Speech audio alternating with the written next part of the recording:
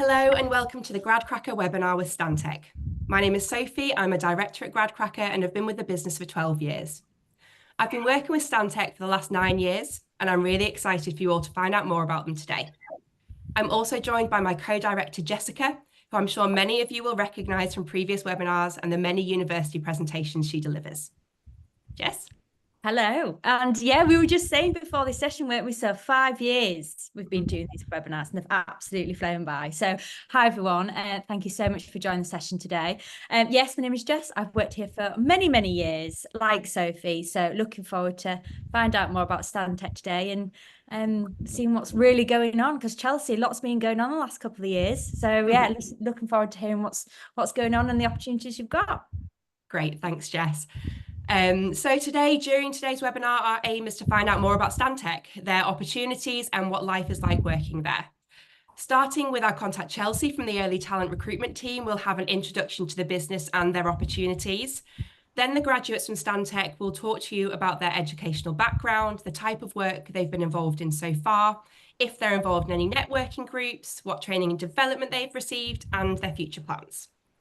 Towards the end of the webinar, we'll discuss the recruitment process and give you some hints and tips on how to be successful in securing a role with Stantec, including some of the individual experiences of our graduates here today.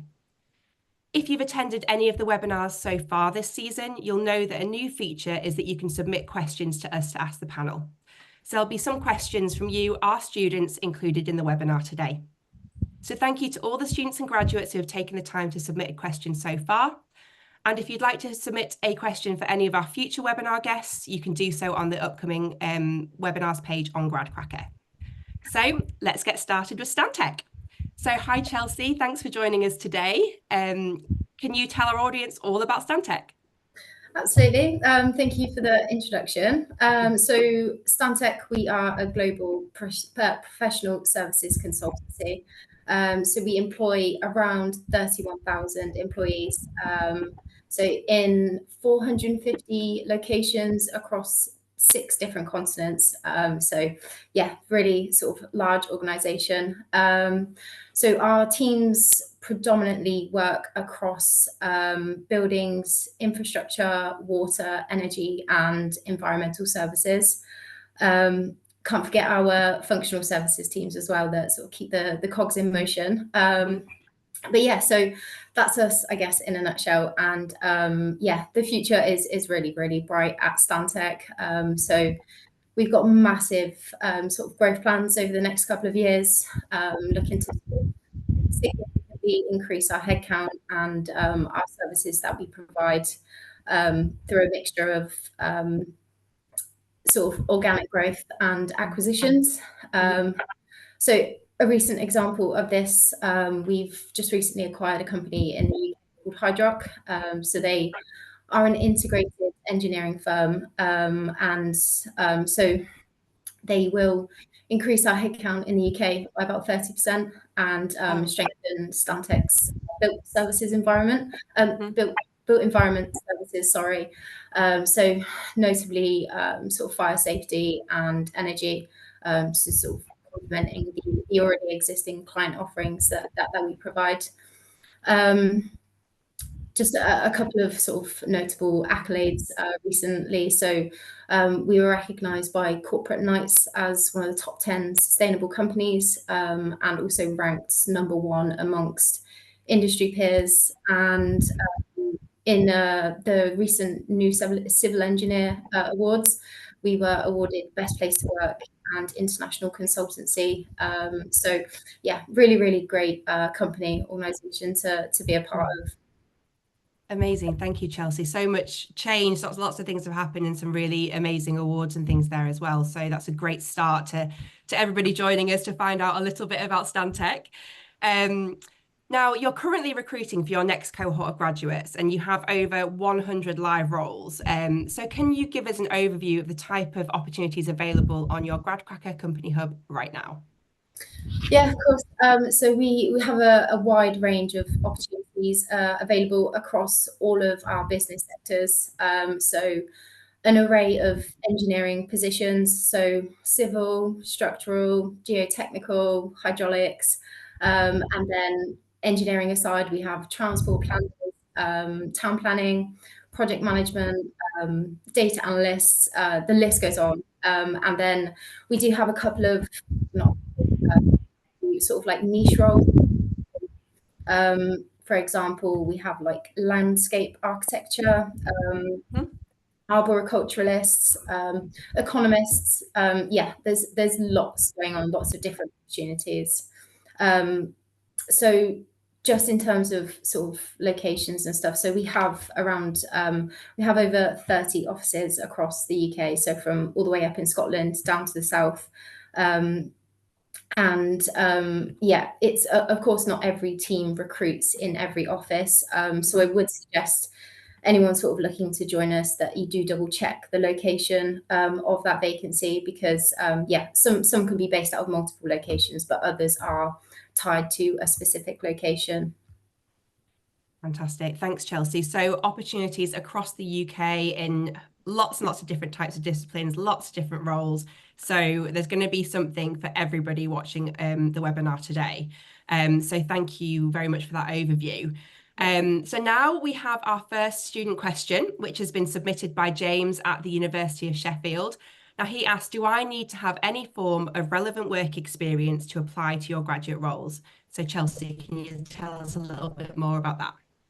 Yeah, for sure. So no, you do not need to have any work experience as such. Obviously, it is helpful if you have had that, but we do recognise and understand that, you know, not everyone has the opportunity to, you know, do some form of, you know, work experience or placement. So it's not necessary at all. But as I say, it's yeah, always good to see if you do have that.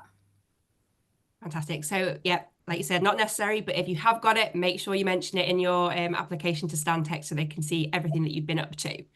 So thank you very much, Chelsea, for that introduction. We're going to hear more from Chelsea towards the end of the webinar when we discuss the recruitment process and the steps that you have to go through the application process. But now we are going to head over to meet our graduates. So we're joined by Max, Alex, George and Amber, all of whom found their roles by using Gradcracker. So over to you, Jess. Thank you, Soph, and thank you, Chelsea. Really interesting introduction. Again, I'm already finding out lots of new things. Amber, I'm going to come to you first, my love, if that's okay. Yeah. So yeah, I love this question. Tell us more a bit about yourself, where you went to university, what you studied, and a bit about your role at Stantec. Of course, yeah. Hi, everyone. I'm Amber. I did computer science as a BSc in University of Leeds. I took a placement year as well, though that's not on my degree certificate. And I chose to study at University of Leeds because it was really set up for industry, and there was clearly really good processes in the university to get a job afterwards. That was my aim for university: get a job, and I have. Yes, well done, absolutely. Yeah, thank you. But yes, I've been at Stantec for just over a year now, year and a week today. And my current role is a digital graduate. So, computer science background. Would you say Stantec was an obvious, you know, maybe there may be other obvious employers to go to? You know, why did you initially find Stantec attractive, and what was like, oh, I want to apply to them? This was actually something that I have prepared to talk about, actually. I basically, in my placement year, I worked at a different company, but I was a statistical data scientist there. And during that placement year, I realized that actually what I want to do with my degree and my computer science background is put my skills and my work towards something that actually matters. And in my opinion, Stantec is really a place that helps the environment, that changes the infrastructure of water. I mean, that as a whole is so vital to just society. And as a computer scientist, there are a lot of places that you can do and work with data and web design and Python, but Stantec is one of the few places that really reached out or showed up as this matters. Yes, and I love that. And again, this is why I know I say it every webinar, but this is why doing a placement is so beneficial. personally, for you to make that decision, Amber, actually, yes, that experience was great. You know, maybe the company wasn't right, but now when you go on to apply to the graduate role, you know, why you decided Stantec, I think you're going in with, this is, you know, what I want to do, which I'm sure, Chelsea, that's probably what made Amber's application stand out. Because, you know, looking at it as a recruiter thinking, wow, I know Amber really does want to work here and she's got that passion and interest. So this is why people should do a placement or get some work experience, because that is just a perfect example. So Yes, and particularly the placement that I did confirm that I wanted to do what I wanted to do at the placement. You're just completely right. It was just slightly the wrong company. It was going towards not a bad goal, but just a goal that I wanted to focus more on the environment and more on the world that we live in. And Stantec fit. Yes, perfect. So you are now a year and a week, not that you're counting. No. Year and a week in Stantec. Tell us a bit about your role and what you've been up to then in the last year and a week. Yes. So in the last, I've been doing absolutely everything, I'll be honest.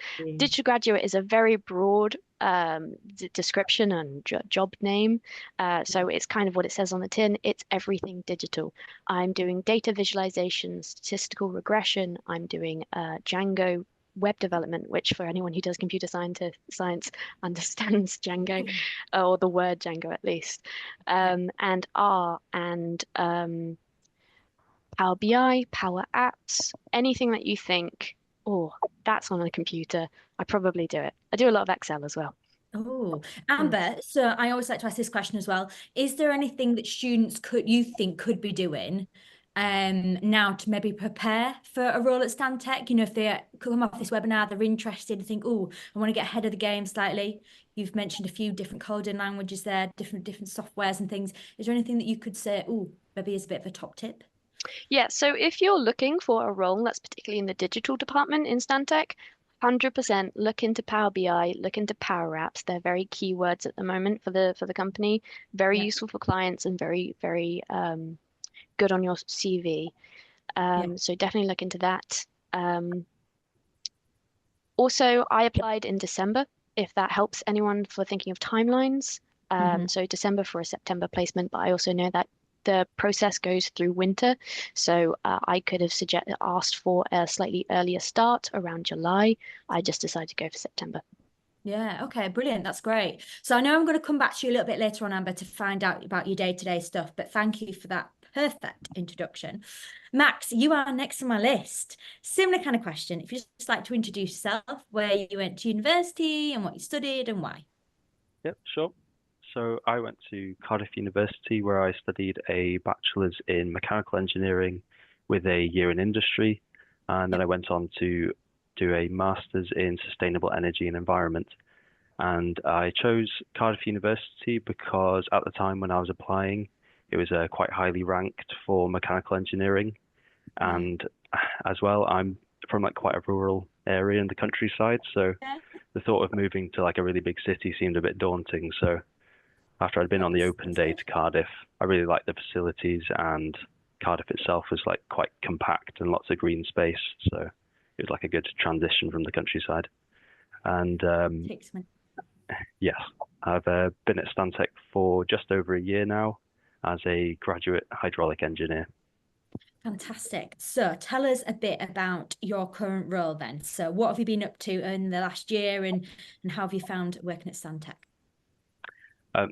I'm really enjoying Stantec, to be honest. I know it's quite biased, but there's been a lot of support within my team to help me progress. So in the hydraulics team, we work in the water sector mainly. So this is mainly looking at wastewater treatment and clean water treatment as well a little bit.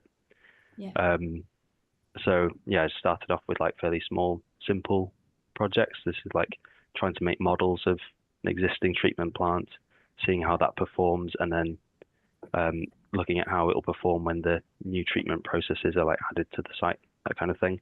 But yeah, it's been quite a steady, gradual increase from like simpler tasks up to like working on full treatment works now.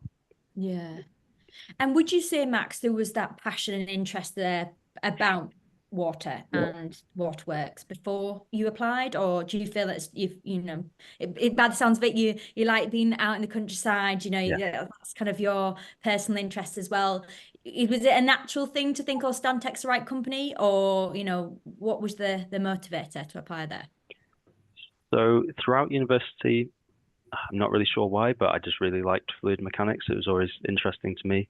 Yeah. So I took like quite a few different optional modules to try and like expand my knowledge of fluid mechanics. Yeah. So I think hydraulics is a fairly niche within engineering. So I just like the opportunity to be able to apply that fluid mechanics in my career. Yeah. And like Amber had said as well, there's a lot of emphasis from Stantec towards like sustainable development and that kind of thing. Yeah. So that was something that was really important to me. Absolutely. And that's, always great to hear that Stantec are driving the business in that direction. So Max, I'm going to find out a bit more about your role a little bit later on as well. But again, thank you so much for that fantastic introduction. George, you are next on my list, if that's okay, if I can come to you. Similar kind of questions. Where did you go to university and what did you study and why? Yeah, afternoon all. My name is George. I went to the University of Birmingham and studied a BSc in geography with urban planning. So that was a 3-year course. And then I stayed on an additional year and did a master's in urban planning because I like the course so much. Not so much the geography side, but certainly the planning. And it felt like a natural step to stay on that additional year. And that was also part of the reason why I chose Birmingham in the first instance, was the fact that it was quite highly rated for planning. It's not like that well known of a course, so only a select few unis around the country do it, and Birmingham was number one. And then obviously you go have a look at the open days and have a look around the facilities. Myself being a rugby player as well, they had everything you could ask for in that department. So it just felt like a natural place to be. Yeah, definitely. And then in terms of, oh, sorry. No, you go for it. And then in terms of Stantec, I initially started part-time. So I was there from February 2 days a week until June. And I've been full-time since June. So I'm just coming up to 4 or 5 months now. And that's doing planning as well, town planner. Brilliant. So talk to us a bit about that part-time role and how you got that, because that's not normally that common, is it, that you get to do those types of positions before joining full-time? So talk us through a bit how that worked. Yeah, so at the time I was offered the job, I think it was around January time, and obviously typically the grad scheme start in September. Yeah. And I didn't really have much going on at the time. To be fair, I had a few part-time jobs here and there just to get me by. And then, speaking to the recruitment team, I said to them, look, if there's any opportunity to come in earlier, be it part-time or full-time, I'll be really keen to do so and sort of learn the ropes a little bit before I officially start the grad scheme in September. And they gave me a call 3 weeks later, I think, and we agreed on mid-Feb. And then, never looked back. Oh, that is so good. And Chelsea, you said something before this call as well about, other positions at Gradcracker, at Stantec even, and, almost encouraging individuals that are joining Stantec to come out to you and, ask questions, because you can be quite open and adaptive, can't you? So that's a really great example where I can imagine a lot of students would want to do that. If they've got that spare time, why not start the process a little bit earlier? So is that a common thing, or was George a little bit of an exception there? I wouldn't say it's common, but we are very flexible. And if, our teams are able to accommodate someone like George that wants to come and do a couple of days a week and learn the ropes, then we will make that happen. So Brilliant. And what a great way to start the ball rolling for you, George. So you did that and then you started full time. So what was it like joining Stantec full time, and how was that transition for you? Yeah, really good. I mean, obviously going from 2 days a week to full time is a bit of a transition, especially being a student for 4 years. But first couple of weeks were really good. It's like the honeymoon period, learning the ropes. It's a new environment completely. But everyone's been really helpful, really welcoming. My team is mainly sort of senior level planners. I'm the only graduate in my office now. So it's been really nice to be around people like that who are obviously have been in the industry a lot longer than me. So it's been really easy to learn the ropes, and it's been really good. Fantastic. And a bit about your team. Is it what was it like? Is it quite a big team, small team? How do you work with them? Yeah, so I'm based in Kings Hill, which is a small office, kind of near Maidstone, and then we can go to Ashford or Soho in London if we like to. So yeah, I'm in a small team. There's about 13 of us, mainly planners, and then a few members of the economic development team. And then we've recently had a guy called Ryan. He's an ecologist. He's came over from our office in Perth, I believe, in Australia. Oh So wow, he's now right. based in Kings Hill as well. And yeah, we're quite a close knit team, so it's quite nice in that regard. But yeah, we're on the smaller side, so not the same as sort of being in London where there's over 100 people in the office. Yeah, I think that's something to consider, isn't it? You know, again, Chelsea, you said the amount of people that you recruit and Stantec has as an organisation growing, getting bigger and bigger. For some people, that could be a bit overwhelming and thinking, oh, do I want to be working in a big organisation or do I want to be working for a small one? But George, it's interesting, actually, you can be working for a big organisation, but have quite a small team and feel quite comfortable within that team. And it feels like you're quite tight-knit group.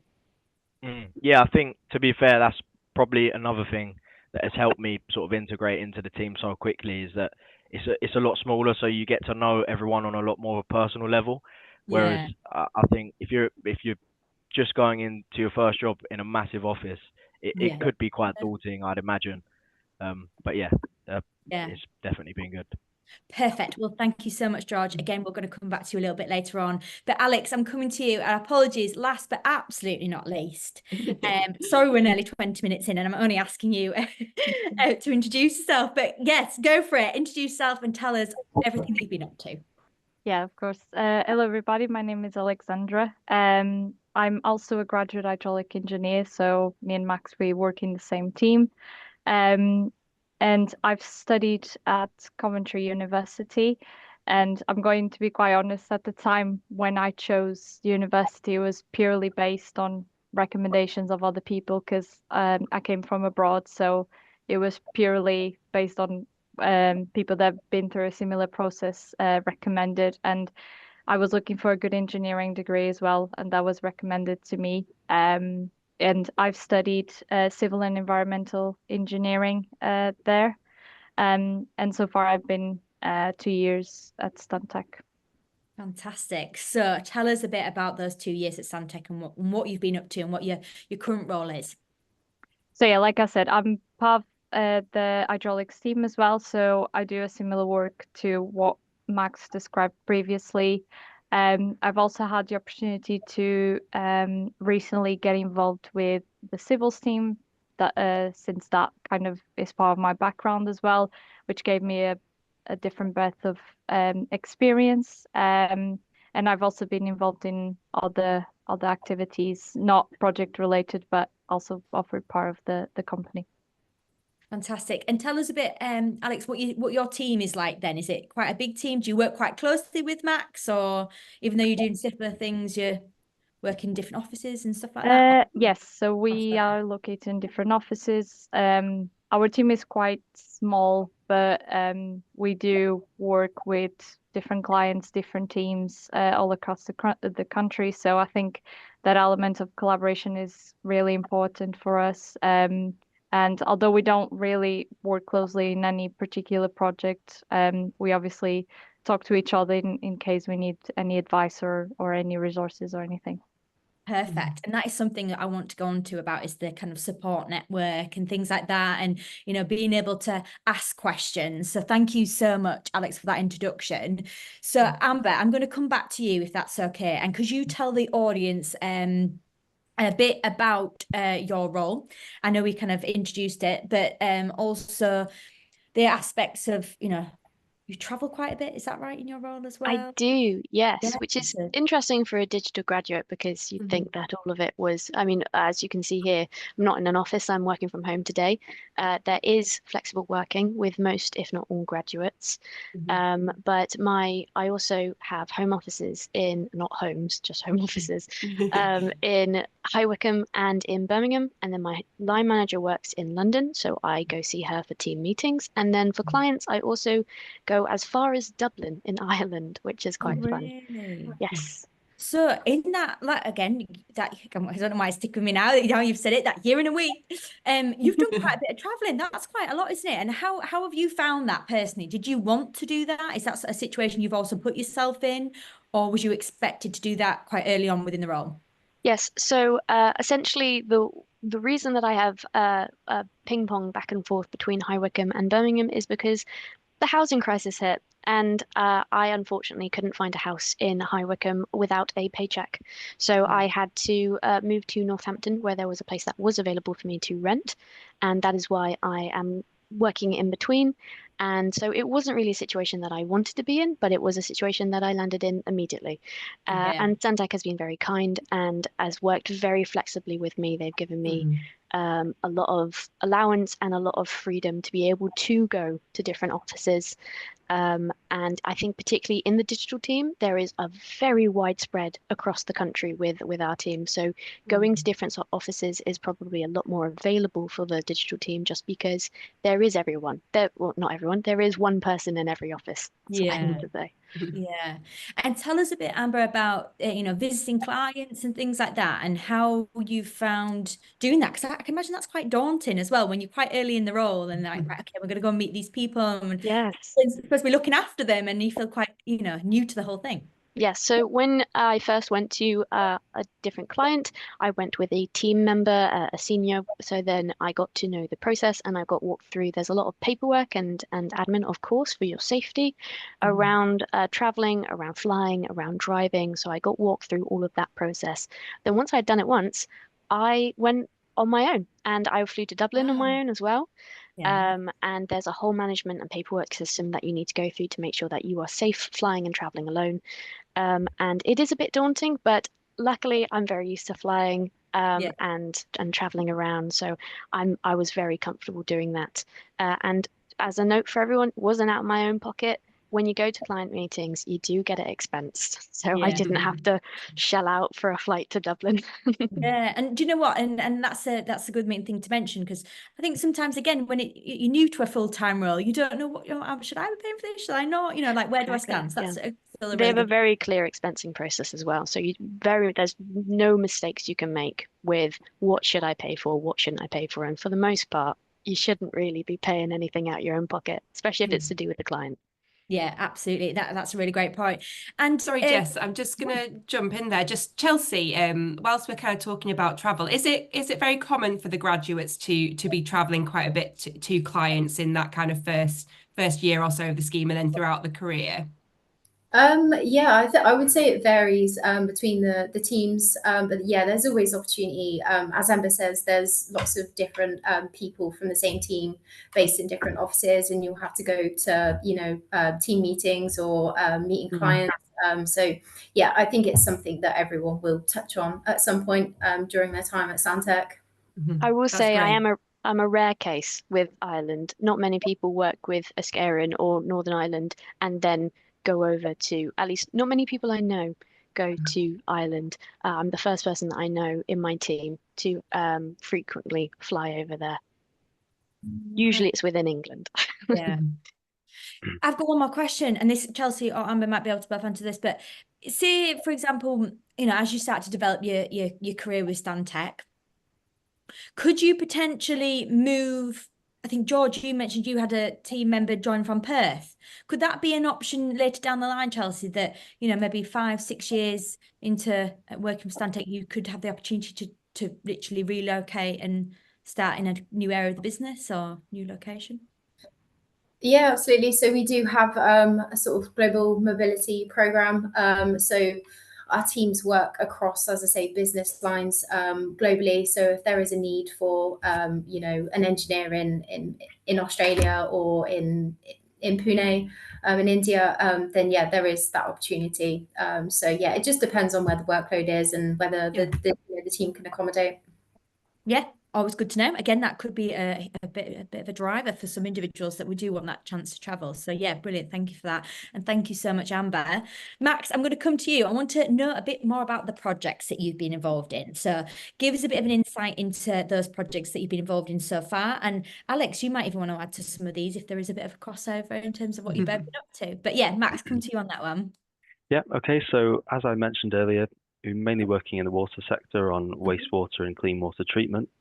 And so to do this, we use Stantec's in-house hydraulic analysis software called Hades.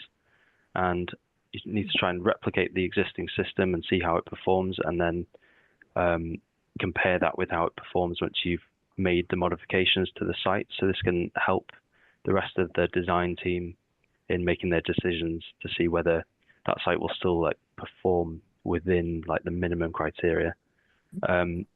Another thing we look at is something called surge analysis, and this is using software called VariSim. So this is mainly for more like long distance pipelines, and that could be clean or wastewater. And similarly to Hades, you need to make a model in the software that replicates that system, and then you can simulate different conditions. So say like a valve closing suddenly or pumps starting and stopping. And the reason this is so important is because of a phenomenon called water hammer, which you may have heard happen in real life. So say you've got a tap running and you turn it off really suddenly, especially if you're in an old house, you might hear the pipes like rattle or thud. And I am in an old house. Try this after the call, and you'll notice that if you turn the tap off really slowly, it doesn't happen. Yes. So you've got all this water flowing, and then suddenly it stops. All that energy has nowhere to go, so it creates a pressure shockwave, through the system that rattles the pipes. And it's not that much of a problem in your house, but if you've got like a 2-meter diameter pipe that's miles long, the whole thing could burst or collapse in on itself. So obviously it's really important that we look into that and help aid the design process to try and mitigate that issue. So that's something that I've been really enjoying doing. It's really interesting. So how do you stop that problem, Max? What is the answer? So you can either put in mechanisms that will prevent like valves from closing too rapidly, or you can just upgrade the pipe material so that it can withstand that pressure shockwave. Or there's something called a surge vessel, which is effectively like the suspension in a car. It's just like energy absorbing device that can take the energy out of that shockwave. And so throughout my first year at Stantec, there's been quite a few different internal training courses that I've had to do as well that have helped with my project work. But so there's some core training that everyone needs to do on like health and safety, ethics, business practices, and commercial awareness, that kind of thing. So it helps you gain a better understanding of how the business functions. And of course, health and safety is always the top priority. So yeah, just to make sure that you can complete your role to like the required standard. But there's also more discipline specific training. So when I first started, I did a course called General Hydraulics that just gave like the fundamentals of what we do in the team. And I've also done a bit of traveling as well. So we met together in the Leeds office, all of the hydraulics team. There's only 12 of us at the time. And we had a few different guest speakers from different departments teaching us about the different hydraulics topics. There's also external training you can do as well. So I recently did the water hygiene course. That's a legal requirement for anyone that's going to be going on a site visit to a clean water treatment facility. So that's prerequisite for a site visit that I'll be going on soon. And there's also the graduate development program, which for graduates it's 3 years. I think apprentices it's 5. And that's through a company called Unify. And that's more of like the soft skills, more like interpersonal skills. So you do like, you talk about personality types and like time management, that kind of thing. And then also finally chartership as well. So there's a lot of support in my experience in Stantec to try and encourage you to go towards chartership. I think it does maybe depend on the discipline. But if you do go for it, you'll be assigned a mentor that will take you through the whole process. And I'm doing it through the Institute of Mechanical Engineers. So there's an extra course, an extra like optional thing you can do called the MPDS, Monitored Professional Development Scheme. So that just breaks down all the things that you need to achieve to be able to pursue chartership. That's brilliant. That's actually one of the questions that we were going to come on to later on that had been submitted by one of our students in advance of the webinar. They were asking about the opportunities for chartership. So it's great to hear that you're kind of being supported through that, Max. Chelsea, is that something that is widely available through Stantec? Yeah, for sure. So I think currently we're working with 34 different sort of chartership routes. So Wow. depending on which obviously position you do join us as. So for a civil engineer, it'd be the ICE. For town planning, be the Royal Town Planning Institute. Sorry. So yeah, there's lots of different routes that you can go down, and as Max says, you'll be assigned a mentor who will sort of guide you along your path to success to the chartership route. So yeah. Great stuff. Thanks, Chelsea. Max, if there was an area, you kind of mentioned like personal growth as well, that confidence, working as part of a team, maybe it be presentation skills. If you felt personally, oh, I don't feel as comfortable doing this, I need some help or support with it. Can you say, oh, I need a bit of extra help in this, or I want to do something in that? Can you kind of pick and choose, or is it quite regimented in terms of the development you're going to have next and what you're going to be going on? Do you mean in terms of choosing different training courses? Yeah, training and and if you think, oh, actually personally I'm a bit nervous about this, I want to do a bit more on that, could you? There's quite a wide range of different things that you can apply for. Yeah, that's good. So yeah, you definitely can develop different niches if you need to. Perfect. Awesome. Thank you so much, Max. And it's good to hear again you've got all that support so early on, which is really, really great. And George, I'm going to come to you next. If you could tell us a bit about the projects you've been involved in, if that's okay. Yeah, no worries. So when I first joined, obviously part-time, so the work I was doing was, to be fair, a little bit limited. It was more so just assisting, my superiors on projects they were doing, just doing bits of research and stuff. So nothing too interesting at the start, to be fair. But now I'm full-time, they're throwing me in at the deep end almost, because there was another graduate in our office, Rosie, but she's unfortunately left now. So it's just myself. So I'm now sort of working for basically everyone in the office. So I'm quite busy and doing lots of different projects, mostly industrial stuff. So I work with my manager, James, on like a big warehouse units, and we do that around the country. So even though I'm based in Kings Hill, we're doing projects in Swindon, which is, in the Midlands, I think, kind of near, but I don't know exactly where Swindon is. But yeah, we do. So we work all over the country. And then in terms of like housing stuff, we do a wide range of mixed use developments. We've got a big project in Ipswich called Henley Gate, which is like a mixed use housing development. So yeah, real range of things. And a lot of like smaller little nitpicking things that are quite important to planning as well, like conditions.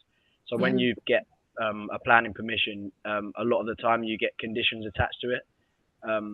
So I submit a lot of discharge of conditions applications, which in simple terms is essentially just proving to the council that you have done this condition, and then you submit the evidence. And we do that on behalf of a lot of our clients. George, it sounds as though you've got quite a bit of responsibility then. It sounds like your team, it's all go, go, go. How have you found managing that and managing your time as well, making sure you're prioritising and, again, being quite resilient to the change that's gone on? Yeah, so funny you say that, actually. I had a conversation with my boss this week about it. So I basically created like a work schedule, essentially. Apologies if it's a little bit dark, by the way. I don't quite know what's going on with my camera. You look like you're bathed in sunlight, to be honest, George. Yeah. Well, I've got like a sunroof almost, I suppose, in my kitchen, and the sun's literally right on my face. I can't really do much It's about like the it. local town planner or something, George, and sort out with lighting. Yeah. Sorry, just remind me of the question. I lost. You said you spoke to your line manager about support and managing yourself. Yeah, so I basically, to manage my time to the best of my ability, I've basically created like a work schedule. So I list out all the projects that I'm working on and who they're for. So i.e. which person in my office am I working with on those, the client, what I'm actually doing on that project, and then the importance. So if it's really current or I'm working on it, you know, now, I'll put high importance. But if it's something like monitoring an application that we've sent off, and I just need to see which consultees have come back and responded and make notes on them, you know, that's more medium to low importance, because it's just maybe once or twice a week, just scanning the council's website, having a look at the application. So yeah, I've found that the most effective way, because you know exactly what you're doing, how important they are, and then obviously if you have anything else that comes in from someone that they need you to do, and you have a look at the schedule and think, well, I don't really have capacity to do that, then you're in a position to sort of relay that to them and let them know. That's really good. And it's good, again, even you mentioned about having a line manager, and that support and those conversations are happening, which is good, because, you know, I can imagine with your fast going kind of role, it's quite easy, well, all of your roles, that it could be quite easy to get overwhelmed and think, right, you know, what is my priority? Who's expecting me to do what? So it's really nice you feel like you've got that support. So thank you, George. And thank you for being honest as well. It's good to hear about your role in more detail. And Alex, I'm going to come to you next, because I heard on the grapevine, Sophie told me that you are part of the Developing Professionals group, and you're going to tell us a bit more about what that entails and how you've been involved in it. Yeah, sure. So essentially, the Developing Professionals Group, or DPG as we commonly refer it to, it's basically a network of professionals that are in their first 10 years of work experience or less at Stantec. So it doesn't just apply to graduates. Anyone within their 10 years of experience can join. And it's basically just a good support group, especially when you're starting new at a company of a dimension like ours. It's great to find opportunities for development, because you get to meet other people from different teams. You get to attend these regular meetings. Usually they are monthly in every office, with different guest speakers, or sometimes it's just people from different teams presenting on a particular topic. And not to mention that you get free lunch on those meetings. So it's a massive plus. So I think it's really recommended that once you join, do make use of the group, because it's a great support for yourself. I've joined the group since I started at Stantec, and I really felt that made a difference. And currently I've came to the role of professional development lead in the group, so that's quite exciting. So yeah, I think it's a great opportunity for anybody joining us. And like I said, you don't need to be a graduate to be in there.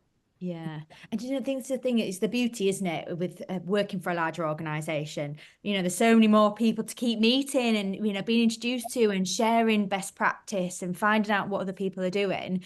So it's such a great idea. And how do you manage doing your full-time job as well as organizing that? And how do you prioritize that?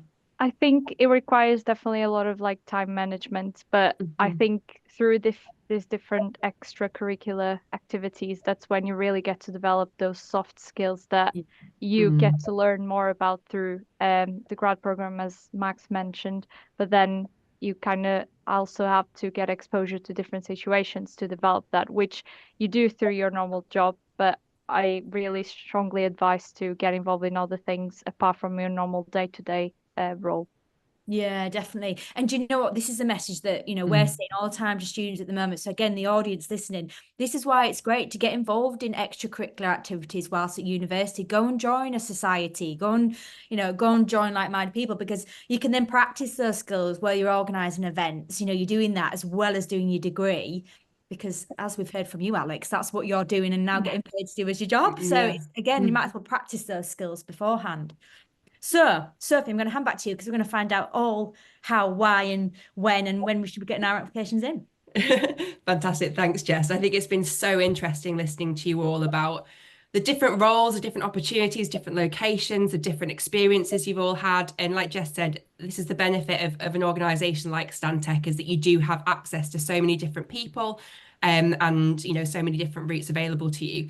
So now I'm going to come back to Chelsea to find out how to get that job at Stantec. So Chelsea, As we mentioned, your roles are all currently live on your hub on Gradcracker. So when the students click on that job description to apply, what are the next steps that they will go through in that kind of initial application and then to get the job at Stantec?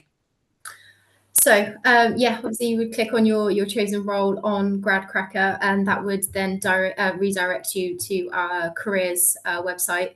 So you'll need to fill in a short application and upload a CV. Just on cover letters, they're not mandatory part of the application. But for me, they just give us a deeper understanding of your sort of motivations for applying to the role, and a little bit more about why you're suitable. So yeah, I would encourage people to accompany their CV with a cover letter. So once your application's in, if you are shortlisted to progress to the next stage of the process, you will be invited to complete some task-based assessments through our new platform, Arctic Shores. So it's something I'm really excited about because we're sort of making that shift now from the old traditional recruitment methods, old boring maths and English tests to these new Arctic Shores assessments. So they just really provide us with really valuable insights into your sort of natural behaviours and just sort of your potential for growth in the role at Stantec. So yeah, that would be the second stage. And then if you progress to the next stage after that, there is a pre-recorded video interview that you need to complete. So again, it's just another opportunity for you to, discuss your motivations for applying, why you're suitable. Yeah, it just lets us get to know you a bit better. So yeah, I would always encourage to sort of approach that really naturally. But I think Max and George are going to be discussing this in a bit more detail shortly, so I won't go to any more detail on that. So then after that stage, if you're invited to the next stage, it would be a face-to-face interview in one of our offices. So yeah, this is sort of the final step in the process. So as I say, ideally, they be held in one of our offices with your prospective team. We do accommodate Teams interviews as well. So for example, if you're at university and you've applied for a role that's, closer to home, and obviously that commute for an interview is not reasonable, we can accommodate an interview that way. And then, yeah, obviously after that, it would just be sort of the talent team chasing for some feedback for you, just to let you know of the outcome of your interview. So yeah, if you're obviously offered a role with us, we offer all of our graduates a permanent full-time contract as well. So just shows our sort of commitment to your continuous sort of professional development with us. But yeah, that's what the application process looks like here.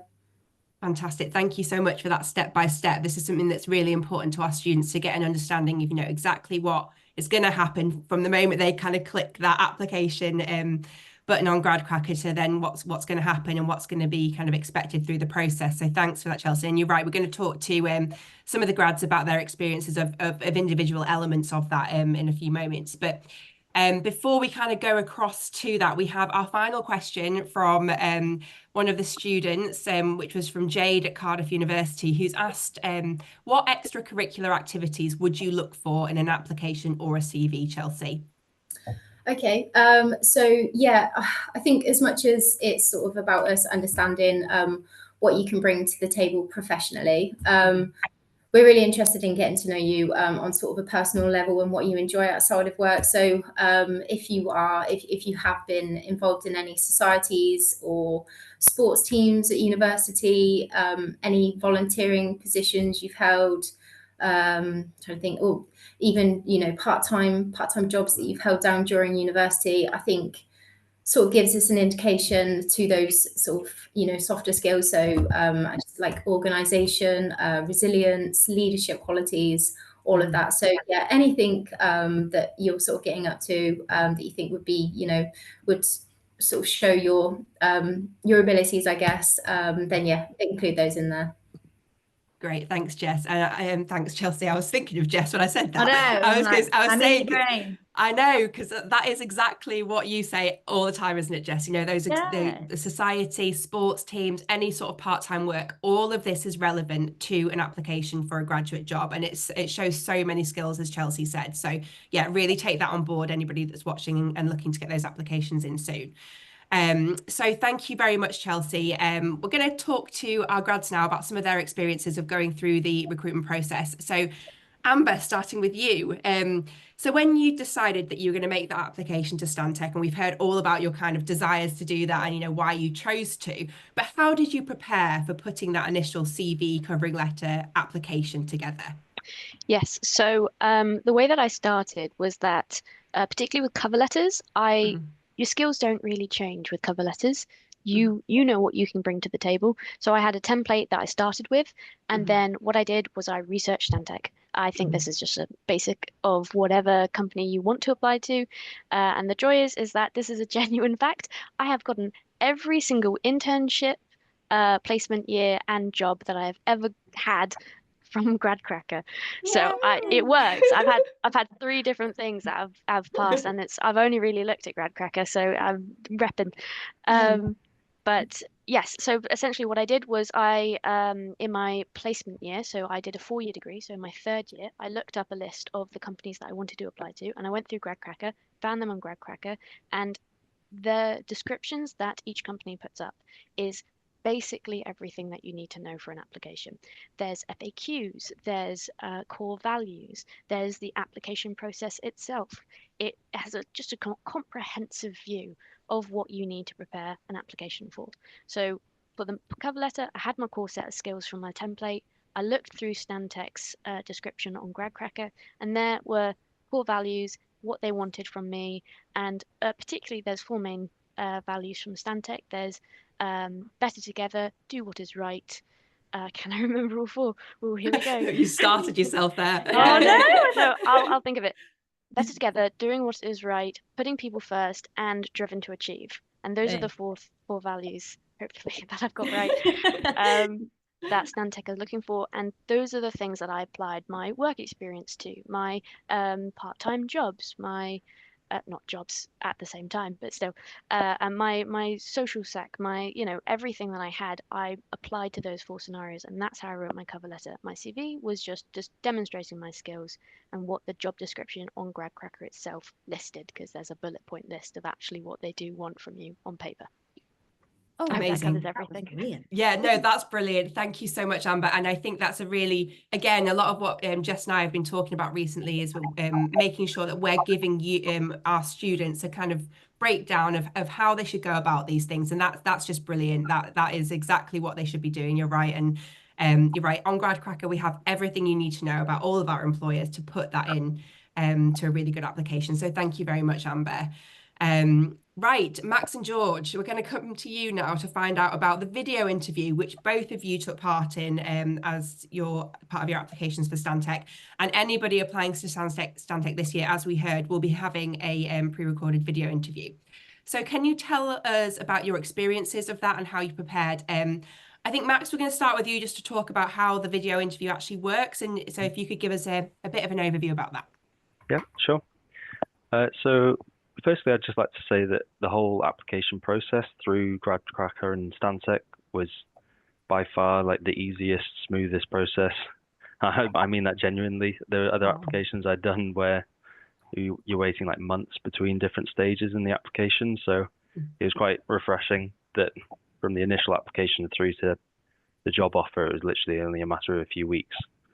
So after I'd done that first initial application, a few days later, the invite for the video interview came through, and this involved sort of 5 main competency-based questions, and then a few others that were just about like if you're willing to like relocate and that sort of thing. So you record each answer individually. It's not like all of it in one big go. So my advice would be to prepare your answers beforehand and then practice recording yourself sort of offline so that then you're ready to go for the final thing. I think you get, not sure if you get repeat attempts, you maybe get 1 or 2. So yeah, definitely practice it beforehand. But you do get definitely enough time to prepare. It's not like you open one question and then you just have to go for it. You do get a chance to actually see the question first and prepare your answer. So it wasn't too stressful. Okay, great. Thanks, Max, Max. and were they all technical kind of questions, or would you find that some of them were a bit off the field, about a personal thing, or about you? What would you say? Yeah, I think a couple were more obviously about like your motivations for the role, maybe more about how your experiences align with the role. Mhm. I think one of them was about what customer service looks like to you, or like good customer service. So that was a bit more Yeah. unexpected. Yeah, bit yeah. Yeah. That's good. Thank you for that. Sorry if we've Great, given too thanks, much away there, Chelsea. She's sitting Everyone's going to be on it this year. You know when they've watched the Gradcracker webinar. No, thank you, Max. George, could you tell us a bit more about that kind of preparation? I know Max has touched on that, but was there anything specific that you did when you were kind of preparing those answers for the interview questions? Yeah, so I think actually for myself, I think what I actually prepared didn't really come up. So I was sort of more so preparing about Stantec in particular, and perhaps I might get asked a few questions about the actual company. But as Max said, it was more so like more technical questions. I think I had a couple of questions on why this specific role, so planning, and for me, I didn't really need to prepare that because it would be the same thing. Someone asking me why I went to university to study that course, that sort of answer just rolled off the tongue quite easily. But then for example, the customer service question threw me off guard a little bit. I do remember that now. Max has brought back a bad memory. But no, yeah, you get a few minutes to prepare. I think perhaps one or two, just to jot a few things down. But at the same time, I wouldn't necessarily say that's the best way about going about it, because obviously you are on camera. Like, you don't want to be sort of looking down, because then it's quite obvious that you're looking at notes. So you need to try and find that balance between sort of having an idea what you want to say and maybe having them there for reference if needed. And in terms of like how I felt, obviously, I think I hadn't done a pre-recorded video interview before, so obviously naturally I was quite nervous. But I mean, you're not talking directly to someone, if that helps. It's not as daunting as an actual interview. And you do I think you get one re-record. So I was guilty of that a couple of times. I caught myself sort of waffling on, and then once you click record, I sort of sat there and thought, yeah, I might have to redo that one. So you get that option, which is nice, but maybe a bit of a comfort blanket. If you feel like perhaps you didn't answer it to the best of your ability in the first instance, you'll have another go to do so. No, that's really good that you've got that opportunity, and also the kind of awareness to say, actually, no, this isn't going 100% right. Let's have another have another reset and have another go to kind of sling that down. Sorry, Jess, did you want to say something? Yeah, it was just because what you've just said was really interesting. So I spoke to a student this week from, I won't say names, but really great student from Newcastle. And we were talking about the application process, and he was like, oh, I'm just really nervous applying because I feel like I want to practice more. And I kept saying to him, I was like, Alfie, but you can practice all you want. But sometimes you don't know how you're going to respond in that situation. A bit like what you said, George, sometimes you're not actually asked the questions that you think you're going to get asked. You could put all the practice in, but actually you just need to get your application in and, respond in those situations. And you were really good then to say, actually, I probably could have answered that a little bit better. I'll evaluate, I'll try again. And yes, some of the stuff that you might get asked isn't stuff you've prepared for, but that's great because then you've responded in a really great way and been put in a situation which maybe wasn't as comfortable as you wanted to be, but you did it. And this is why sometimes for students that are listening, don't think you need to know all the answers. By just doing it and actually putting yourself out there is a great way to learn and get it done, get the job done. I'd also love to just jump in for a quick sec and just say, like I said, I've gotten three jobs at this point. Every single time I'm at the interview where I have actually got the job, I walk away from it and I just think, I've lost it. That was the worst interview ever. And then I get the job. It's something weird about knowing actually where your shortfalls are and thinking that it's all gone wrong. It doesn't mean that it's the end of the world. it often means that actually you are smart enough and you are aware enough to know that you could improve. And that's really where interview practice comes in. And I think also from what Chelsea said today throughout is, you're not just looking at, you don't want perfect answers. You want to get a sense of the person that's, actually interviewing as well, don't you, Chelsea? It's about getting to understand the people and whether they'd be a right fit for the business, not whether, they know everything straight away. Absolutely, yeah. We want everyone to, as I say, just approach it as naturally as possible, and don't try and say things that you think that we want to hear, and get caught out in the interview. So yeah, just be yourself. Thank you. Right, Alex, final stage of the process then is a face-to-face interview. So can you tell us a little bit more about how you prepared for that, and what sort of information you had in advance of the interview? Yeah, sure. So I think for the preparation of the final interview, I think it was really key to have the support of my university's talent recruitment team, because I've done a couple of mock interviews with them. I've looked through a couple of resources that they gave to me at the time. But I would say it was really key to really go back to the description of the job and those bullet points that we were mentioning early, and just like Amber said, just trying to match that with what you've really done so far, and really looking at your whole experience, not just university, anything that you've done, and try to match that. But also remember that it probably won't be just all about your experience from a professional side. It probably will be also how are you as a person, do you are able to fit in a team quite reasonably, or things like that. I remember that my interview was quite informal, was really just trying to understand how I would work in the team, why did I choose this particular role, and yeah, just trying to see if this was the right fit for me, really, and see how I could contribute to the company as well. So yeah. That's a really good point as well. And not to forget that interviews are a two-way street. It's about the employer getting to understand you, but also you being able to make a decision about whether this is the right company for you. And it's great to hear that it was quite an informal setting and you were able to just have a conversation. This interviews, obviously you're going to be nervous no matter what you do, or where you interview, but it's great to hear that actually that situation is quite informal, and it's going to be a chat, and you're going to be getting to know each other, and that's what you need to get out of it. So thank you very much, Alex. I would just add that another important aspect is to really also make questions about how the company is right for you. Like you just mentioned, do you have resources to help you go through different things? Do you have the right team resources to make you succeed in the projects that you get involved in? Things like that. I think it's really important to put the question back on you and see if you really like the place that you're going for. That's really good advice, Alex. Yeah, make a list in preparation of things that are important to you to know about the employer. So because you will eventually, you may well go blank during the interview and not remember everything that you want to ask. So yeah, having that kind of support there, that's a really good tip. Thanks, Alex.